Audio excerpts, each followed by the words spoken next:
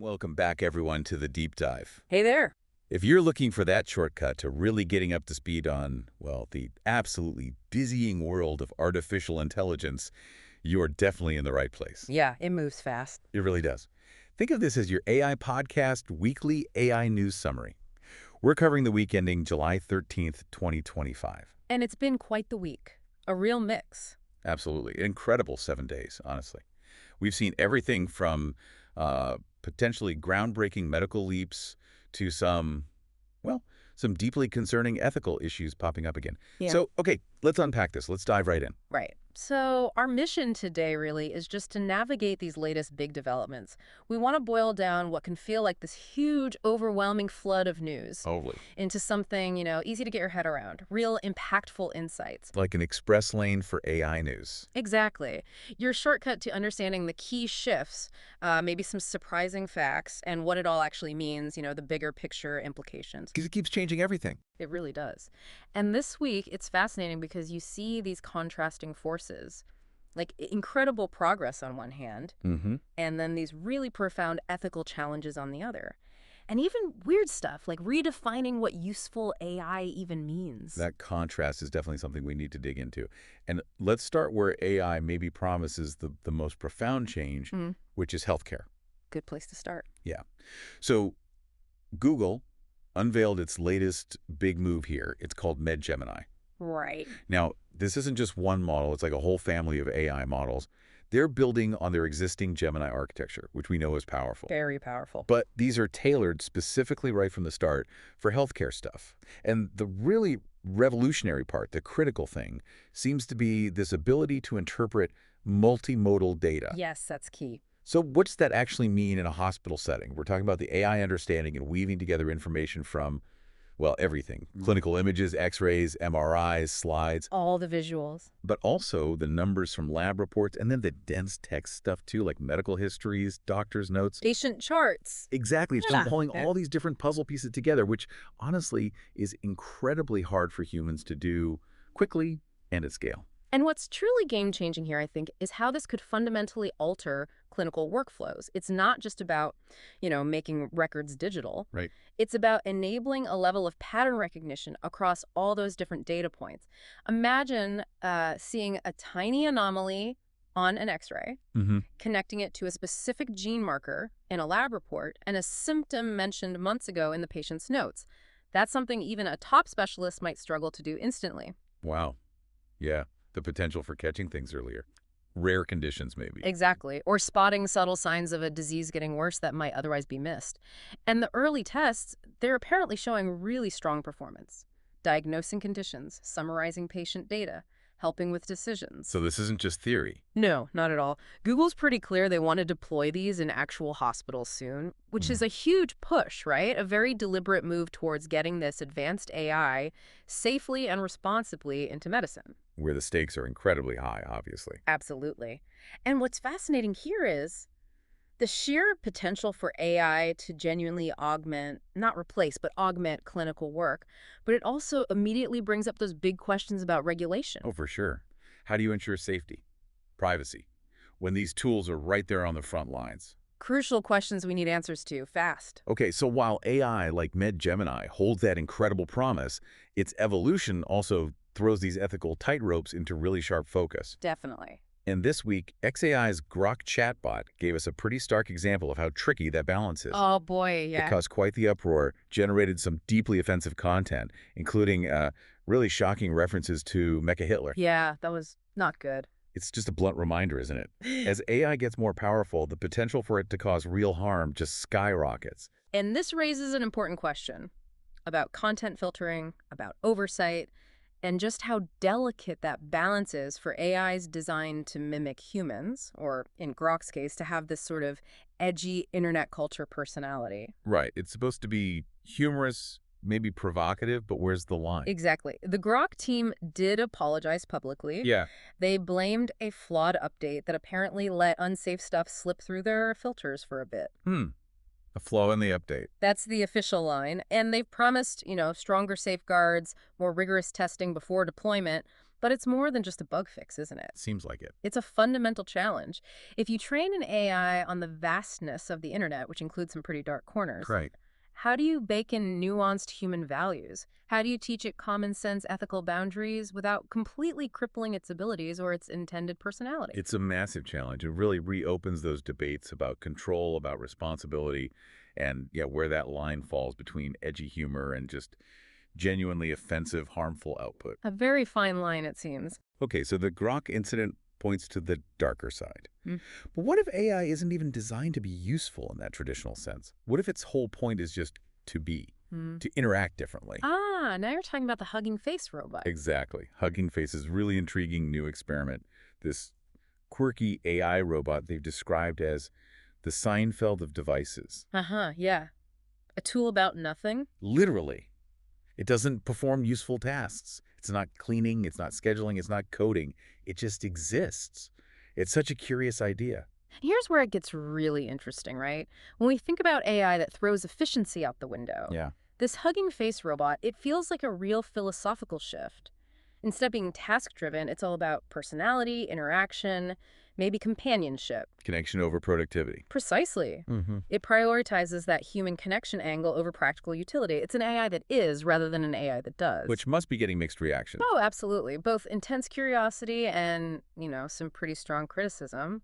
It forces us to ask, is there actual value in non-functional AI? Does AI need a job? Right. Can it fulfill emotional or social needs, maybe like art does, or music, or even a pet, without actually doing a task we consider useful? It really makes you question our basic assumptions about why we're building AI in the first place. Yeah, redefining value itself when it comes to these systems. Yeah.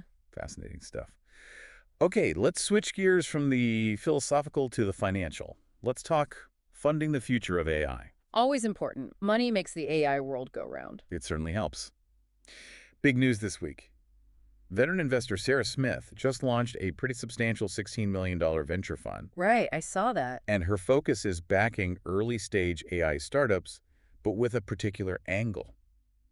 She's targeting those built by solo general partners, like herself. Which is interesting. It's a specific model. Very specific and potentially disruptive.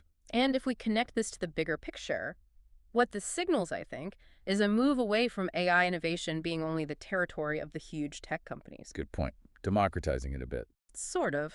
Smith's fund is specifically looking for startups trying to embed AI into what they call vertical solutions. Okay, vertical solutions, what does that mean exactly? Think niche applications, not a general chatbot, but AI specifically for, say, precision farming or optimizing logistics in one specific industry, or maybe even for a specialized area of law tech. Ah, okay. Fields that maybe Google or Meta wouldn't bother with. Exactly. Fields often overlooked by big tech. And her focus on solo general partners, basically one person managing the fund, that's also key. It's a leaner, more focused VC model, often more agile. Right. Faster decisions, maybe? Potentially.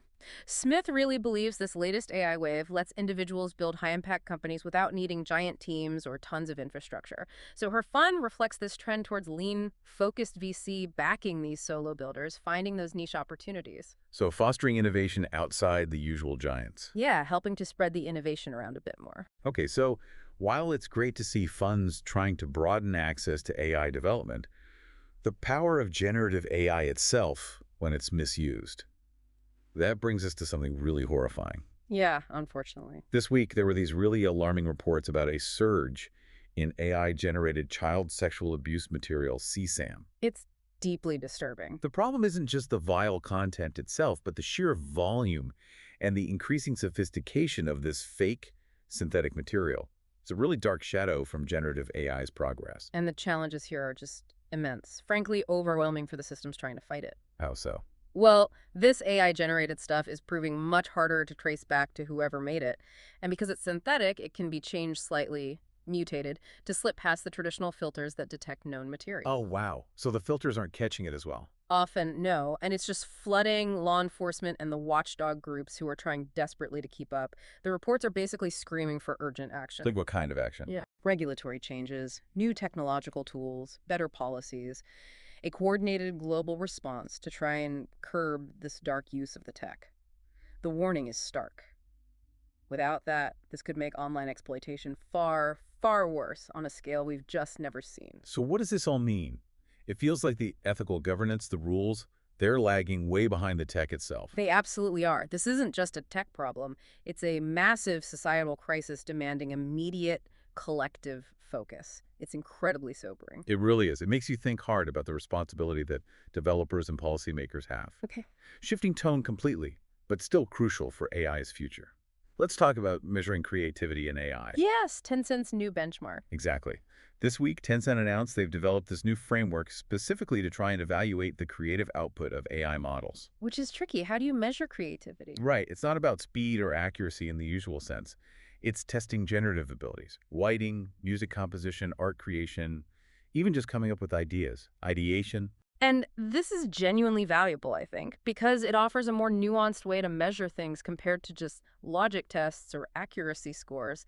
Those don't really capture originality, do they? Not at all. This asks, can the AI actually innovate, or is it just remixing what it's already seen? Tencent hopes this tool will allow for better, more meaningful comparisons between different models. So we can see which ones are genuinely creative. Or at least understand their creative strengths and weaknesses better. And importantly, highlight AI's evolving potential in this area. It fits into this broader industry trend of trying to assess originality, that sort of human-like spark in these generative systems. Moving us closer to knowing if AI can be a real creative partner, maybe. Or even a creator in its own right. That's the big question. Okay, next up, a really interesting company that's shaking up a very traditional industry. Anduril Industries. Ah, Palmer Luckey's venture. Right?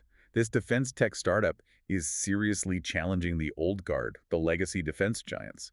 They're doing it with faster innovation and autonomous systems. They're definitely making waves. Their whole approach is different. How so? Well, unlike the traditional defense contractors with their decades-long hardware-first projects. Right, things take forever. Exactly. Anduril is software-first. AI-driven platforms for things like surveillance, drones, border security. They focus on developing the software quickly, iterating fast, and then integrating it with hardware that might be off the shelf or rapidly manufactured. So they can deploy much faster. Months, not years. That's the goal. It fundamentally changes the pace. While the legacy guys are often stuck in bureaucracy, Anduril stresses rapid prototyping, direct engagement with the military users. Agile development for defense. Pretty much.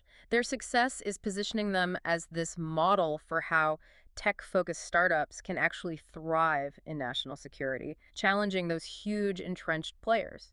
It could really redefine how defense tech gets built and deployed. Very disruptive potential there. Okay, finally, let's bring it back to the enterprise world. How is AI being adopted inside big companies, specifically Goldman Sachs? Right, the coding agents pilot.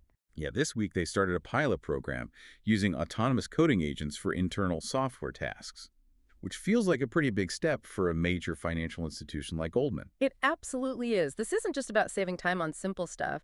It's a real glimpse into a future where AI tackles tasks we traditionally think of as purely human, creative work, like coding. So what are these agents actually doing? Well, they've been trained on Goldman's own massive proprietary code bases. And apparently they're showing early promise managing things like simple bug fixes, writing documentation automatically. Oh, makes sense. But even potentially writing entire new modules of code. Wow.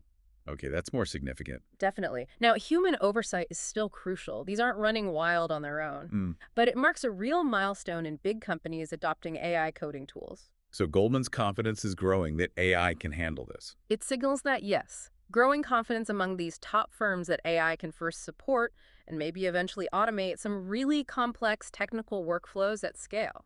Which raises big questions for human developers, right? For sure. Does it free them up for more complex, high-level thinking? Or does it mean a shift in the skills that are most in demand down the line? It's a powerful signal of where big organizations are heading internally with tech. Yeah. So what does this all mean? It feels like we've covered a huge range just this week. An incredible breadth, yeah. From Google's potentially life-saving medical AI Yeah. to Grok's ethical faceplant reminding us of the dangers, Mm-hmm. to that quirky hugging face robot challenging what AI is even for. Then you've got defense tech disruption and AI coding at Goldman Sachs. It really hammers home how fast this whole landscape is shifting, often in really unpredictable ways. Absolutely. It never stays It still. really doesn't. And Looking at all this week's news together, it makes you think, doesn't it, about how AI is getting more specialized, like Med-Gemini, Right. while we're also pursuing both pure utility, like those Goldman coding agents, and things totally outside utility, like the Hugging Face companion bot. How is that going to redefine what we expect from tech and maybe even from human interaction in the next few years? Yeah, what new problems pop up and what new connections, maybe unexpected ones, get forged between us and these Yeah. evolving systems? Exactly. It's a future that definitely demands we keep watching, keep questioning, keep engaging thoughtfully. A lot to mull over, definitely.